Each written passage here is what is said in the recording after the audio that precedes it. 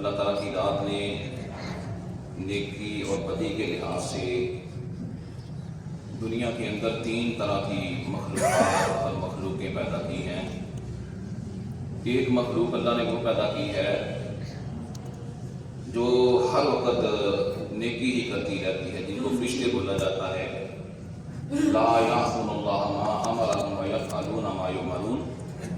وہ اگر گناہ کرنا چاہیں بھی تو نہیں کر سکتی۔ اور ان کے مقابلے میں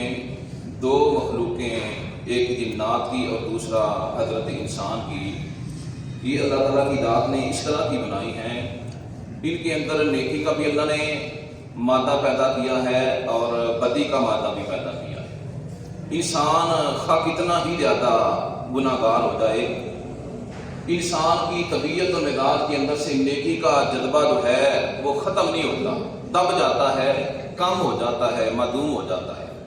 اور دوسری گزارش یہ ہے کہ انبیاء علیہ السلام کی ذات کے علاوہ دنیا میں کوئی بندہ، شخصیت، ایسی ہستی کوئی پیدا نہیں ہوئی جو یہ دعویٰ کرے کہ میں نے اپنی زندگی کے اندر کبھی کوئی گناہ نہیں کیا ہے۔ ہر انسان سے گناہ سرزد ہو جاتا ہے۔ رسول اللہ صلی اللہ علیہ وسلم نے اپنے گناہوں کو معاف کرانے کا بہترین طریقہ ہم کو یہی بتلایا کہ انسان، بندہ مومن جو ہے، وہ اللہ کے دربار کے اندر استغفار کرے، معافی مانگے، توبہ کرے اپنے گناہوں سے۔ اللہ کے رسول صلی اللہ علیہ وسلم فرماتے ہیں من لازم الاستغفار، جو بندہ استغفار کرنا، گناہوں سے معافی مانگنا اور اللہ سے بخشش طلب کرنا، اس کو لازم پکڑ لیتا ہے۔ یعنی جس طرح ہمارے استاد محترم فرمایا کرتے تھے کہ بیٹا رات کو جب آپ چارپائی کے اوپر لیٹے نا تو کوشش کریں کم از کم 100 مرتبہ استغفار کی، استغفر اللہ، ایک تسبیح لازمی کریں۔ اور اگر اللہ نے آپ کو موقع فراغت دی ہے تو پھر 10 تسبیحاں کریں، 1000 دفعہ اللہ سے معافی مانگیں۔ تو اللہ کے رسول فرماتے ہیں جو بندہ استغفار کو لازم پکڑ لیتا ہے، جعل اللہ لہ من کل ضیق مخرجا، اللہ تعالیٰ اس کے لیے ہر تنگی کے اندر سے نکلنے کا راستہ بنا دیتے ہیں، آسانی اللہ پیدا کر دیتے ہیں۔ وَمِن كُلِّ هَمٍّ فَرَجًا، اور ہر جو ہے مصیبت کے اندر سے اللہ اس کے لیے آسانی پیدا کر دیتے ہیں۔ وَرَزَقَهُ مِنْ حَيْثُ لَا يَحْتَسِبُ،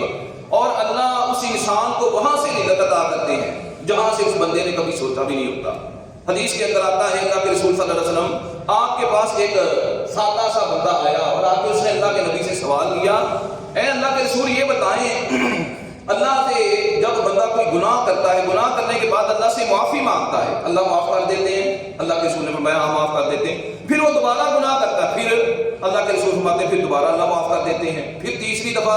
3-4 دفعہ پوچھ کے وہ کہنے لگا اللہ کے رسول یہ بتائیں، اللہ معاف کرتے ہوئے، توبہ قبول کرتے ہوئے بتاتے نہیں ہیں، اللہ تھکتا نہیں ہے؟ اللہ کے رسول فرمانے لگے نہیں، تم اکتا جاتے ہو توبہ کرتے ہوئے، معافی مانگتے ہوئے، اللہ نہیں اکتاتا ہے، نہ توبہ قبول کرتے ہوئے نہ استغفار قبول کرتے ہوئے۔ بلکہ حدیث کے اندر آتا ہے قیامت تک اللہ تعالیٰ کی ذات نے یہ جو توبہ کا دروازہ ہے کھلا رکھا ہے۔ اللہ کے رسول نے فرمایا ان اللہ یقبل توبۃ العبد حتی یغرغر، یہاں تک کہ انسان کے اوپر نزع کا عالم طاری ہو جاتا ہے، فرشتہ آپ کے سامنے کھڑا ہو جاتا ہے اسرائیل، اور روح جو ہے نکلنے کا ٹائم ہو جاتا ہے، اس سے جان نکلنے تک، نزع کے عالم کے طاری ہونے تک اللہ کے رسول فرماتے ہیں اللہ تعالیٰ کی ذات بندے کو مہلت دیے رکھتی ہے کہ ابھی بھی موقع ہے، ابھی بھی توبہ کا دروازہ کھلا ہے، ابھی بھی تمہارے لیے ڈیل ہے، ابھی بھی تمہارے پاس چانس ہے، اللہ سے معافی مانگ لیں۔ قرآن پاک کے اندر اللہ تعالیٰ کی ذات نے فرعون کا جو دنیا کا ایک بہت بڑا نامور پاپی تھا، فرعون کا ذکر کیا ہے۔ جب اس کا موت کا وقت آیا دریا کی لہروں کے اندر، اس نے دیکھا میں غرق ہو رہا ہوں، تو اللہ تعالیٰ کی ذات کہنے لگا قال آمنت انہ لا الہ الا الذی آمنت بہ بنو اسرائیل، میں ایمان لایا اس رب کے ساتھ جس رب کے ساتھ سارے بنی اسرائیل کے لوگ جو تھے وہ ایمان لائے۔ لیکن اللہ تعالیٰ کی ذات نے کہا اب وقت گزر چکا ہے۔ وہ اللہ تعالیٰ کو یہ کہنا چاہ رہا تھا اگر آپ مجھے زندگی دے دو، میں اپنی یہ جو بادشاہت ہے، میں اپنی جو چودراہٹ ہے اس سے دستبردار ہونے کے لیے تیار ہوں۔ لیکن اللہ تعالیٰ کی ذات نے کہا اب وقت گزر چکا ہے۔ حضرت جبرائیل امین علیہ السلام رسول اللہ صلی اللہ علیہ وسلم کے پاس ایک دفعہ تشریف لائے، یہ سنن ترمذی کی روایت ہے، اور فرمانے لگے اللہ کے رسول کاش ہے محمد آپ دیکھتے، کاش ہے محمد آپ دیکھتے کہ جس وقت میں نے اسرائیل نے فرعون کی جان کو، روح کو نکالا، تو اس وقت کیا تھا؟ وہ معافی مانگ رہا تھا اور کہہ رہا تھا میں بنی اسرائیل کے رب کے ساتھ ایمان لانا چاہتا ہوں۔ تو حضرت جبرائیل فرمانے لگے میں نے جلدی سمندر کا کیچڑ پکڑ کر نا اس کے منہ کے اندر ٹھونس دیا کہ کہیں اللہ کی رحمت اس کے اوپر غالب نہ آ جائے، اور اس کی روح جو ہے وہ کب سے انسلی سے پرواز کر گئی۔ تو میرے بھائیوں قبل اس کے کہ وہ عالم آ جائے نہ کا انسان سمجھے کہ اب فرشتہ میرے سامنے آ کے کھڑا ہو گیا ہے، اپنے گناہوں سے، اپنی کوتاہیوں سے، اپنی غلطیوں سے آپ کو اللہ سے رجوع کرنا چاہیے، معافی مانگنی چاہیے، بخشش طلب کرنی چاہیے۔ اور پھر دوسری بات یہ ہے، اللہ کے رسول نے فرمایا 3 چیزوں کا علم اللہ تعالیٰ کی ذات نے کسی کو نہیں دیا۔ وہ کون کون سی ہیں؟ ایک یہ کہ کسی قوم کے اوپر عذاب کب آئے گا، دوسرا یہ کہ کسی بندے کے اوپر موت کب آئے گی، اور تیسرا یہ ہے کہ قیامت کب آئے گی۔ تینوں چیزوں کا علم اللہ نے کسی کو نہیں دیا۔ فرعون کے اوپر 2 چیزیں اکٹھی ہو گئی، موت بھی آ گئی، عذاب بھی آ گیا، یعنی موت عذاب کی صورت کے اندر آئی۔ اس نے جب اللہ سے معافی مانگی، توبہ کرنے کی کوشش کی، وقت توبہ کا گزر چکا تھا۔ اور مفسرین کرام نے لکھا ہے کہ جب اس کی میت جو ہے ڈیڈ باڈی پانی کے اندر اتری، عام طور پہ یہ ہوتا ہے کہ ڈیڈ باڈی 1 2 3 دن کے اندر وہ سیدھا ہو کے بدبو چھوڑ جاتی ہے، اس کو جانور کھا جاتے ہیں، مچھلیاں کھا جاتی ہیں، لیکن اللہ تعالیٰ کی ذات کی طرف سے حکم ہوا فَالْيَوْمَ نُنَجِّيكَ بِبَدَنِكَ لِمَنْ خَلْفَ آیَتَکَ، لمن خلفک آیتن، ہم تمہاری میت کو، تمہاری ڈیڈ باڈی کو آنے والے لوگوں کے لیے اللہ نے فرمایا عبرت بنا دیں گے۔ فرعون کی باڈی کو، فرعون کے بدن کو اللہ تعالیٰ کی ذات نے کہا آنے والے لوگوں کے لیے ہم عبرت بنا دیں گے۔ اور سمندر یا دریا کی لہروں کو حکم ہوا کہ اس کو ڈوبنے بھی نہیں دینا، اور نہ مچھلیاں اس کو کھائیں گی۔ پانی کی ایک بہت بڑی چھل اور نہر آئی، اس نے اٹھا کر فرعون کو اس طرح ایک ٹیلے کے اوپر جا کر پھینک دیا۔ اب ٹیلے کے اوپر جب پھینکا گیا تو مفسرین کرام لکھتے ہیں اللہ کے حکم کی وجہ سے پانی کے اندر، سمندر کے اندر، دریا کے اندر نمکیات بہت قیمتی ہوتے ہیں، نمکیات کی ایک بہت بڑی تہ، بہت بڑی لیر جو ہے اس کے مردہ جسم کے اوپر چڑھ گئی، جس کی وجہ سے اس کا جسم جو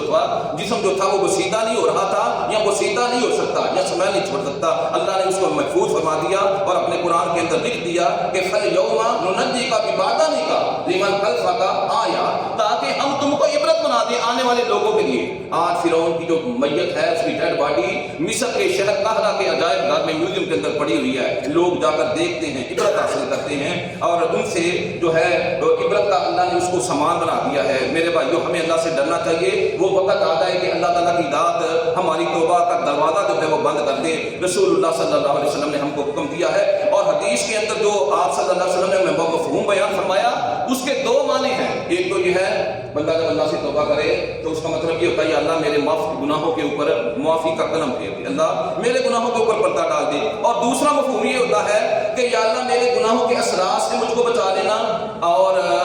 آخرت کے اندر اس کے انجام سے مجھ کو بچا دینا۔ رسول اللہ صلی اللہ علیہ وسلم نے ارشاد فرمایا کہ میں خود بذاتے ایک دن میں 70 مرتبہ سے زیادہ استغفار کرتا ہوں، اور رسول اللہ صلی اللہ علیہ وسلم کی طرف دیکھ کر صحابہ اور صحابیات بھی استغفار کرتے تھے۔ قبیلہ بنو جوہینہ کی ایک عورت نے جو گناہ کا ارتکاب کر دیا، چل کے اللہ کے رسول صلی اللہ علیہ وسلم کی خدمت میں حاضر ہوئی اور آ کے کہا اللہ کے رسول مجھ سے گناہ سرزد ہو گیا ہے، شادی شدہ ہوں، میرے اوپر حد جاری کی جائے۔ اللہ کے رسول نے فرمایا تو حاملہ ہے، چلی جاؤ، جب تم اس بچے کو جنم دے لو گی تو پھر واپس آنا۔ ایک انصاری صحابی کو اس کا جو ہے ولی بنا کر اس کو رخصت کیا کہ جب یہ اپنے اس بچے کو جنم دے دے گی، جو بچہ اس کے پیٹ کے اندر ہے، پھر اس کو لے کے آنا، پھر اس کے اوپر حد جاری کی جائے گی۔ جب اس نے بچے کو جنم دے دیا اور اس کے جنم دینے سے فارغ ہو گئی تو اللہ کے رسول کی خدمت میں حاضر ہوئی اور آ کے کہنے لگی اللہ کے رسول اب میں فارغ ہو گئی ہوں، مجھے یا رسول اللہ تک نہیں، مجھے پاک کر دیجیے، میرے اوپر حد جاری کر دیجیے۔ اللہ کے رسول صلی اللہ علیہ وسلم نے صحابہ کو حکم دیا، حدیث کے اندر آتا، مسلم کی روایت ہے کہ اس کے کپڑوں کے ساتھ اس کے جسم کو باندھ دیا گیا اور گڑھے کے اندر اس کو کھڑا کیا گیا۔ صحابہ کو کہا اس کو